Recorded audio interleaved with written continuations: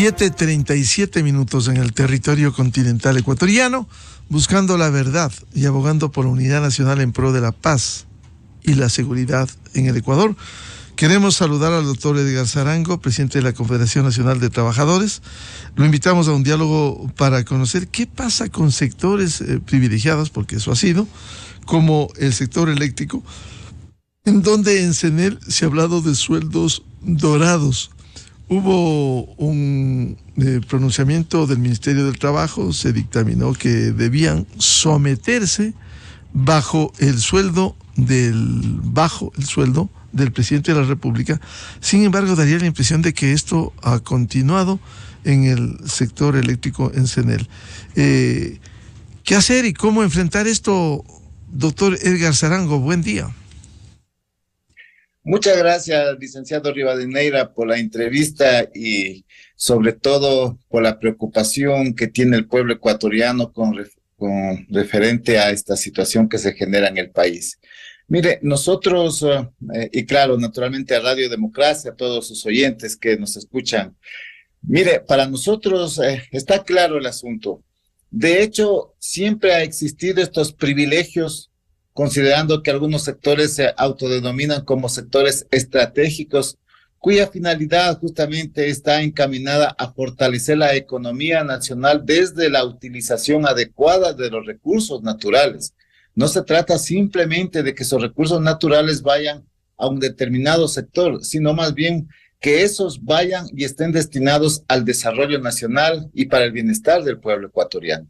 La Constitución es clara, las leyes son claras. Sin embargo, esta situación se ha visto seriamente amenazada con estos tipos de contrataciones colectivas que se hacen, y justamente la contratación colectiva siendo una herramienta fundamental para las relaciones obrero-patronales, esta también se ha visto trastocada, porque al no llegar a un acuerdo simplemente acuden a lo que ya es consabido hoy en día, a un juez de cualquier parte del país para que les determine y les haga valer lo que ellos están considerando. Eso no está bien, no estamos de acuerdo, porque nosotros como Confederación de Trabajadores del Ecuador siempre hemos manifestado que el bienestar tiene que ser para los trabajadores y para todo el pueblo ecuatoriano. En ese sentido, pues, es necesario retomar lo que nosotros hemos manifestado, la reinstitucionalidad del Estado, el mismo que vaya encaminado a ver y a buscar salidas y alternativas desde la función judicial, desde el Poder Ejecutivo y justamente desde el control de las leyes, porque no se trata, como ya he manifestado, de que existan sectores privilegiados o trabajadores de primero, segundo y tercer orden.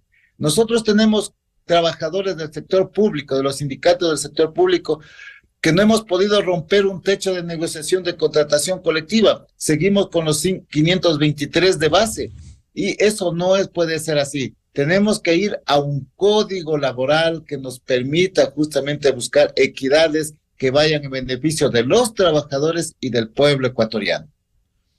Vamos a hablar del nuevo código laboral que tanto se añora y no se cumple, el código que deviene de 1938. Es decir, un código que merece una actualización estructural, no solo parches. Ahora, volviendo al tema inicial, estos sueldos dorados, ¿quiénes son los actores? ¿Acaso no han sido los sindicatos, por un lado, los que han logrado contratos colectivos millonarios y en estas condiciones? Es un acuerdo entre las partes. Así lo determina la ley, así está determinado. Sin embargo, se aduce que son sectores de los que hacen la economía nacional a través de la explotación de los recursos naturales, del espacio radioeléctrico, de telecomunicaciones, y en ese sentido, pues, considerando justa una contratación colectiva, pero también las partes donde se exagera, no debe ser así, sino más bien hay que buscar puntos de encuentro en donde nos sintamos justamente representados a través de una contratación colectiva que no venga a desdecir de ella, sino a que esta siga siendo la herramienta fundamental para los trabajadores. Aquí han habido este tipo de acuerdos que se establecen debajo de la mesa con ciertos sectores, particularmente de los sectores, como ya manifesté, estatales, de aquellos que realizan la producción petrolera, la producción minera, la producción petrolera, minera, las telecomunicaciones y la electricidad, es decir, la energética. Es decir, tienen derecho a algún tipo de, a lo mejor llamémosle situaciones o algunos alcances más interesantes que los otros, pero no les da justamente la facultad para hacer exageraciones en aquellas conquistas que nosotros como trabajadores las consideramos exageradas. Es verdad, hay un acuerdo entre las partes porque negocian, admite tanto en este caso el sector empleador, las autoridades eléctricas y por otro los planteamientos. Por eso la negociación va desde los máximos hasta los mínimos. Pero lo real es que se ha logrado estos contratos colectivos que han sido calificados de onerosos. Porque no es cuestión de yo planteo esto y la contraparte, si me acepta, enhorabuena. ¿Cómo cortar esto? Hay algunos elementos que se han tejido en torno a la contratación colectiva del sector eléctrico, como usted lo ha manifestado, licenciado Rivadeneira. Esta situación se ha generado una vez que ya no han podido tener un feliz término en las relaciones obrero-patronales, acuden justamente a otros artilugios, como lo que ya mencioné, acuden a un juez local, a un juez de cualquier parte del país, y acostumbrados a ellos ciertos dirigentes sindicales que todos los conocemos ya y que deambulan por el país haciéndose creer que son los representantes de los trabajadores en cierto sector de representación que justamente y que por derecho nos merecemos los trabajadores. Sin embargo, ellos hacen uso de estos artilugios para hacerse acreditar contratos colectivos que en el postre y a la final vienen justamente a desdecir a aquellos sindicatos en los cuales ni siquiera nos quieren incrementar $3 a la alimentación. Bueno, y en el caso del sector eléctrico, ¿cuándo cortar y en qué condiciones esto? Porque ya hubo la disposición de que ganen menos, por ejemplo, que el presidente de la República, y se ha señalado que continúan estas prebendas. Yo le había hablado al inicio de que el país está en una desinstitucionalidad total y no hay visos de quererla solucionar, porque siguen los mismos amarres, las mismas componentes, en la cual al gobierno, a las instancias, a las Cortes de Justicia, a la Asamblea Nacional, le corresponde justamente mirar en función de querer partir de la reinstitucionalidad del Estado para poder revisar todos estos artilugios que se tejen detrás de una legal y una justa aspiración como es la contratación colectiva, que nosotros siempre la estaremos defendiendo, pero no en estos casos exageradamente para algunos sectores privilegiados. ¿Qué conoce usted del sector eléctrico? Lo que conozco es de que son sectores, nosotros como trabajadores conocemos como la aristocracia sindical, a aquellos que justamente en base a la producción que realizan, ven mejoradas sus condiciones de su sector y no miran en función de los otros trabajadores, porque a mi entender, como dirigente sindical, y si fuera dirigente del sector eléctrico, diría, ¿qué más le corresponde para los otros trabajadores del sector público? ¿Cómo atender de mejor manera las aspiraciones que tiene el pueblo ecuatoriano para una mejor atención en sus servicios? Es decir, esas son las condiciones que tenemos que buscar y no solamente prebendas encaminadas a mejorar o incrementar mi salario en detrimento de otros. Ahí viene el principio de la igualdad. ¿Por qué unos contratos colectivos en unas condiciones y por qué otros contratos colectivos en otras condiciones con estas prebendas? Los privilegios que se han generado producto de la degeneración de algunas dirigencias sindicales a la cual es necesario justamente hacer los correctivos. Nosotros creemos que así como el sector empleador también tiene sus cualidades, también tiene sus dificultades, también tiene sus situaciones adversas, nosotros también tenemos problemas. Y eso es interesante ir considerando en el tiempo, ir, si se quiere, haciendo una purificación, un proceso en las cuales hablemos en representación de las clases trabajadoras, hablemos en representación de los sindicatos, pero con frontalidad y no solamente empeñados en incrementar las conquistas laborales, en incrementar los sindicatos, pero no porque exista la decisión, sino por dividir a otros sindicatos. Hay que hablar con propiedad y decir que los trabajadores necesitamos ser la alternativa de producción y productividad en el país, pero necesitamos hacerlo con honestidad, no con privilegios que van debajo de la mesa, sino con todo lo que dice la ley, y que con las aspiraciones que tenemos todos los trabajadores, ir buscando lo que es al menos un incremento salarial hacia la canasta básica y no exagerar en ciertos privilegios que se han generado hoy en día. ¿Y cuáles son esos sectores y esas dirigencias sindicales que usted señala que han logrado privilegios frente al resto? ¿Cuáles son? Usted, el pueblo ecuatoriano, y todos la conocemos, aquellos que hacen o a pretexto de estar trabajando en los sectores estratégicos son los que se han encargado justamente de buscar este tipo de aristocracias sindicales en detrimento de otros sectores como los que ya le manifiesto. El sector de la salud, por ejemplo, no firma su contrato colectivo.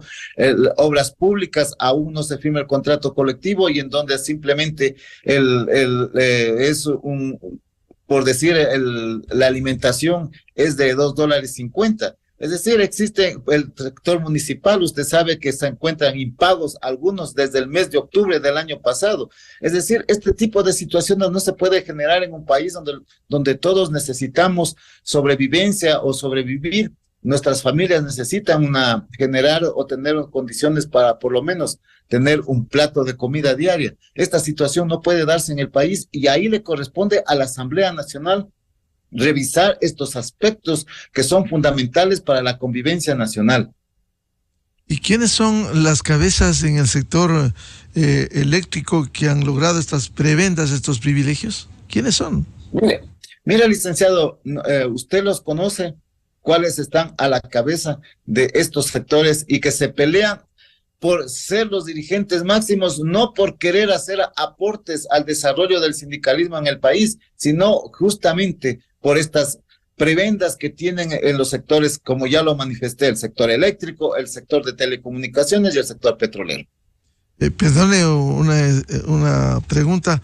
¿Entre ellos está el señor Richard Gómez? Usted lo ha manifestado, una persona que todo el pueblo lo conoce, todo el pueblo ecuatoriano lo conoce, los trabajadores lo conocemos, todo el entorno social del país lo conoce, no por haber sido un buen dirigente, sino por haber tenido una buena mano para muñequear y justamente hacerse designar por cualquier juez del país, en donde le corresponde a la justicia hacer los correctivos y encaminar una verdadera institucionalidad en nuestras representaciones. Y nada menos que él es el representante, entre comillas, de los trabajadores, por dictamen de un juez de Quevedo ante el Consejo Directivo del IES. Y él usted también lo ha manifestado. Usted lo ha manifestado, licenciado. La Confederación de Trabajadores del Ecuador y 11 centrales sindicales más apostamos por un destacado jurisconsulto del país, constitucionalista, como es el doctor Ramiro García. Sin embargo, más pudo un juez de Quevedo, más pudo la situación de la superintendencia de bancos y compañías, las que designaron a este señor por mandato de un juez de ingrata recordación desde aquí hasta el resto de sus vidas. Claro, no solo que está metiendo mano en la dirección del Seguro Social ecuatoriano, sino también en el sector de las telecomunicaciones. Esa es la consabida organización que se creó en el piso 11 del Ministerio de Relaciones Laborales del entonces expresidente Rafael Correa. La CUT, la Central Única de Trabajadores. Ahí se constituyó la Central Única de Trabajadores, en donde están ahí los tres sectores más representativos del sector productivo del país, del sector energético. Ahí se constituyó la CUT, ahí es donde se tejen todos esos artilugios, y para eso se ha constituido esta mal llamada Central Unitaria de Trabajadores. Obvio, nosotros como Frente Unitario de Trabajadores en ese entonces considerábamos que teníamos que avanzar a la constitución de la CUT, pero más pudo la decisión de un gobierno sobre la decisión de las organizaciones sindicales. Si hay disposiciones desde el Ministerio del Trabajo, resoluciones, ¿cómo lograr aplicar para que terminen en la práctica, no solo en las disposiciones, estos privilegios que siguen gozando el sector eléctrico, el sector de las telecomunicaciones? Mire, estimado licenciado Rivadeneira, ahí tiene que haber una decisión política. No solamente es la intención, la decisión el deseo de querer hacer bien las cosas.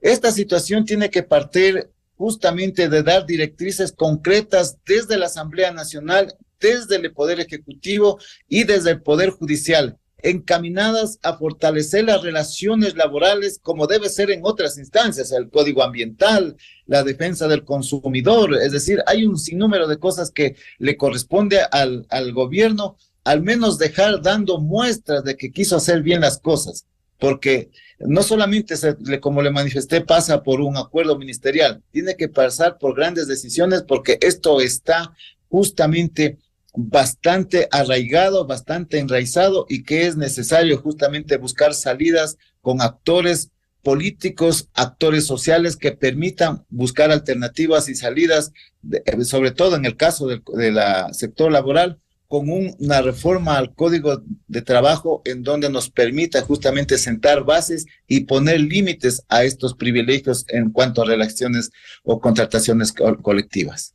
¿Y qué siente el sector sindical cuando ve que hay otros sectores como los que estamos analizando que gozan de estos privilegios? ¿En dónde queda la equidad? Naturalmente, siendo todos ecuatorianos, teniendo todas nuestras familias que sostener, sin embargo, existen estos privilegios que en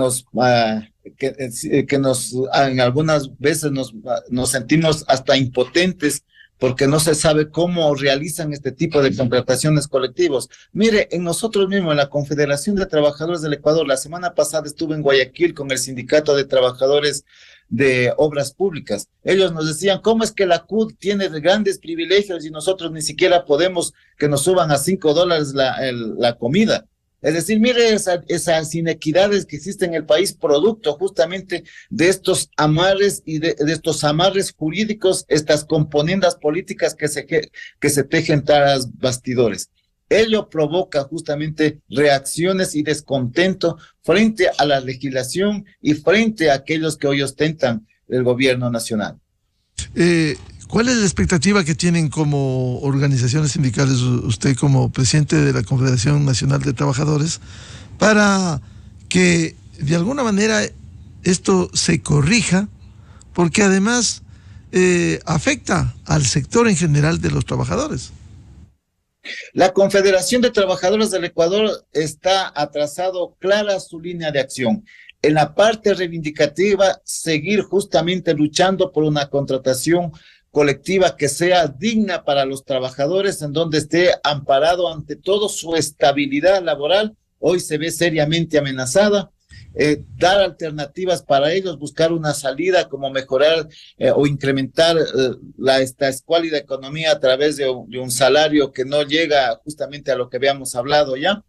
Buscar una alternativa para esos millones de desempleados que deambulan por el país. Es decir, estamos empeñados justamente en dar una salida tanto a los que tienen trabajo como a aquellos que no tienen. Y de ahí pues partir a los siguientes elementos, es decir, buscar una salida desde el aspecto político, porque como usted sabe, la Asamblea Nacional hoy nadie levanta la mano en beneficio de los trabajadores o del pueblo ecuatoriano. Todo es arreglo, todo es entre bastidores, y nosotros consideramos que hay que ir a avanzar a una lucha política que posicione un aspecto fundamental, la reivindicación del Estado ecuatoriano y la lucha de los trabajadores como base fundamental para avanzar a una correlación de fuerzas más interesantes a futuro. ¿Cuánto contribuye el funcionamiento del Consejo Nacional de Trabajo y Salarios? ¿No es el escenario precisamente de manera tripartita, gobierno, empleador y trabajador, que se pueda resolver estos problemas también? Mire, nosotros siendo parte o habíamos sido parte del Consejo de Trabajo y Salarios, nuestra propuesta siempre fue encaminada a que se institucionalice a través del Ejecutivo Legislativo una porcentualización en cuanto al incremento de sueldos y salarios, considerando la producción y la productividad en el país. Y eso no se ha logrado, es decir, esa es una lucha política que tenemos que hacerla y que la hemos presentado ya a todos los gobiernos. Y obvio, al no ponernos de acuerdo en el mes de noviembre, pues tenemos que partir a las decisiones que le corresponde al gobierno. El expresidente Lasso tenía un ofrecimiento de $25 cada año y ahora el presidente Noboa lo hizo de $10. Es decir, es un incremento político y no en base a las necesidades que tiene el pueblo ecuatoriano y el sector empleador también. Consecuentemente, ¿cuáles son las expectativas? De por medio se habla de la construcción de un nuevo código laboral, hay que ir al escenario del legislativo, iniciativa del ejecutivo, pero mientras tanto esto va quedando en las buenas intenciones. Mire, estimado licenciado Rivadeneira, nosotros creemos de que la reforma al Código de Trabajo es la base fundamental, no un nuevo código orgánico, sino reformar el código que tenemos, porque ello encierra grandes luchas que en 1938 se lo constituyó. Sin embargo, de allí a acá, lo que ha habido es una mutilación casi total del mismo. Pero ¿en beneficio de quién? O sea, cada gobierno ha venido o ha estado encaminado a su manera a interpretar el Código de Trabajo y lo ha reformado. Nosotros creemos que hay que hacerle las reformas necesarias, incrementando nuevas modalidades de contratación e incrementando otras alternativas que existen hoy en día para seguir mejorando las economías. Hay que partir justamente de una reactivación económica en base a un salario que sea digno, que sea adecuado, con diferentes modalidades de contratación en donde están establecidos derechos fundamentales como la seguridad social. En consecuencia, ¿cuál es su expectativa frente a este panorama? Sabemos que el país está a las puertas de un proceso electoral y esto de alguna manera dilata, complica el que libremente del interés electoral se pueda abordar un nuevo código laboral. Mire, nosotros tenemos la esperanza de que algún momento poder contar con algunos legisladores, algunos asambleístas que, conociendo las necesidades que tiene el pueblo ecuatoriano, que tienen los trabajadores, avanzar a socializar un código que sea integrador. El Frente Unitario de Trabajadores en ese entonces y desde ahora ha presentado algunos proyectos que son interesantes. Otros sectores, la Confederación de Trabajadores del Ecuador, nosotros hemos hecho conocer cuáles son las modalidades que deberían incorporarse al Código de Trabajo.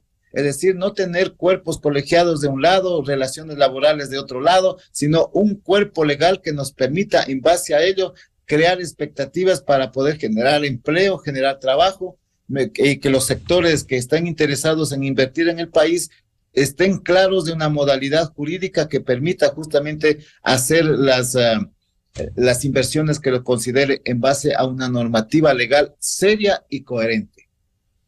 Bien, al presidente de la Confederación Nacional de Trabajadores, Edgar Zarango, muy amable por atender a la revista de Opinión Democracia y queda pendiente. Ojalá se tomen los correctivos más allá de las decisiones, las resoluciones, los acuerdos que permitan aplicar y volver a ese principio de la equidad y no los privilegios con sueldos dorados como el sector de Sanel y telecomunicaciones. Edgar, muy amable. Muchas gracias a usted, Miguel, y gracias por la entrevista. Pues si nosotros creemos que estos sueños tienen que seguir avanzando para buscar una equidad hasta en los sueldos y salarios que hoy ha venido a crear bastantes inconvenientes a nivel nacional. Muchas gracias a usted y a Radio Democracia. Muy gentil. Enseguida, en la revista de Opinión Democracia. 8:02 en el territorio continental ecuatoriano. Vamos a una pausa publicitaria y ya volvemos con el asambleísta Ramiro Vela para hablar temas vinculados con la legislación, la fiscalización y uno de coyuntura, la terna que debiera elegirse para enviar al Consejo de Participación Ciudadana y que debe integrar el Consejo de la Judicatura. Desde 1984 con Gonzalo Rosero. la revista de Opinión Democracia. Siempre líderes, siempre confiables. Enseguida regresa Miguel Rivadeneira a la búsqueda de la verdad. Inicio de espacio promocional.